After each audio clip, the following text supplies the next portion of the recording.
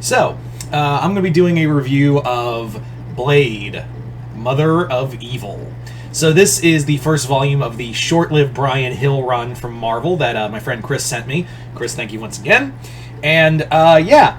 So this basically is kind of important because, like, this is basically, from what I understand, this is basically was the unintentional prelude to Blade becoming the villain in the Marvel event Blood Hunt that's going on right now. So, yeah, it's kind of a big deal. It was unintentionally made to be a big deal in its effects for the Marvel universe. So, yeah, I feel like there's what I like about Blood Hunt and what I'm coming to like about the event. Now, I haven't read the event. I'm waiting for trade to get it. But what I like about Blood Hunt is that it's been kind of built up subtly. Like, it's been like hasn't been like thrown in your face. It kind of subtly built up. Like the introduction of Bloodline 2 years prior, you had build up with a storyline with Blade and Miles teaming up. Then you had this comic. So it's all been like the building blocks have been there, but no one has noticed. Like, all the connecting dots are there, but like no one fucking noticed. So let's delve into Blade, Mother of Evil.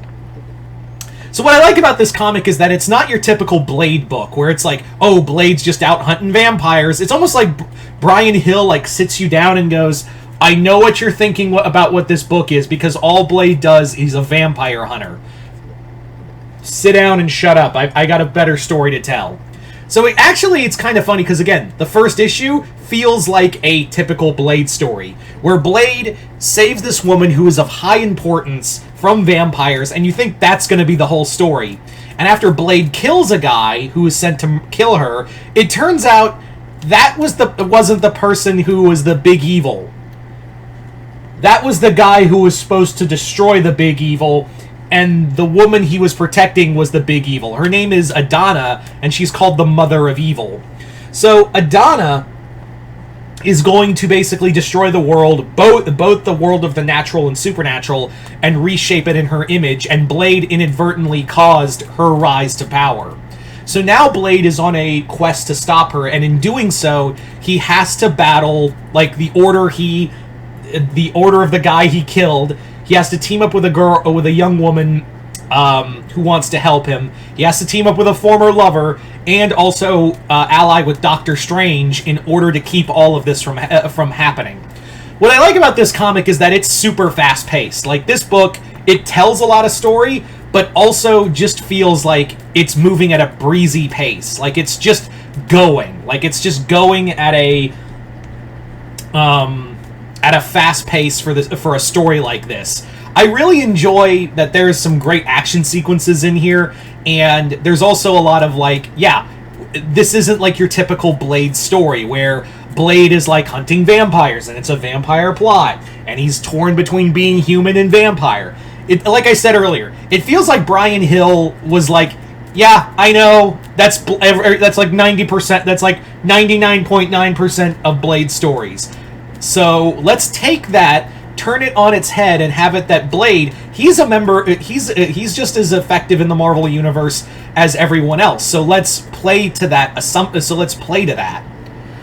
Like, I like that the comic also basically has this just horror feel to it through and through. Like, there's a moment where like members, like sorcerers, are sent to kill Adana, and they don't, and she's just like, I want you to see the world I'm gonna make, and just sets all their eyeballs on fire, and then like monologues while their eyeballs are like burning eternally, and then she's like, now you die. Also, I don't know if it was intentional, but they made Adana, they gave her no skin, and I don't know if I can shut, so I'm not, but basically they give her no skin.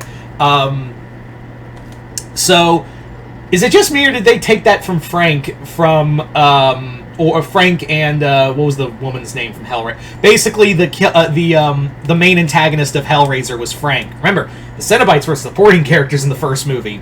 So Frank and was it Julia? Yeah, Frank and Julia, where they had no skin. So was that Bryan Hill's mild little subtle reference to Hellraiser? I don't know.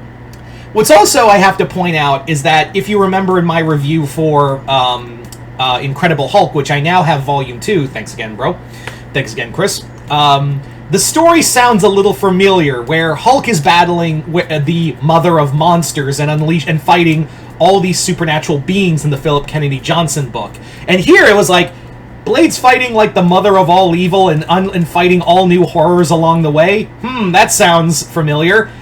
And I feel like, again, Brian Hill was like, shit, I'm doing the same thing Kennedy does.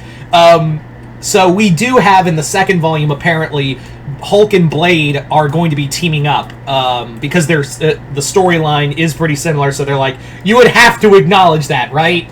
Like, you would have to acknowledge that, like, Blade and Hulk are battling these big mothers of monsters and evil, and all these new supernatural things are crawling out of the ground. So when we get to Volume 2, that'll probably better explain that.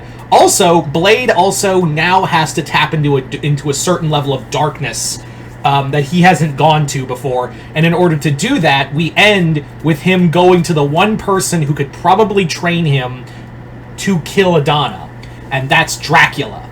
So I'm very excited to read Volume 2. I want to see where this goes. I want to see how Blade becomes the new Lord of Vampires for Bloodhunt. It makes way more sense than Nightwing becoming the Lord of Vampires in DC vs. Vampires, but that's not the point. That's whatever. But anyway, so once again, I'd like to thank my friend Chris for sending me this book. This was a lot of fun. And yeah, if you read Blade, Mother of Evil, let me know in the comments below what you guys thought of this. I highly recommend this comic. It flew under the radar, and it's only 10 issues long, and the second volume, I think, comes out in August, so it's not that hard to collect all of the issues, so I do highly recommend this book. But other than that, I hope you all have enjoyed this review, and yeah, other than that, hope you all enjoyed this. I'm Mr. Multiverse. I'll see you next time in the Multiverse.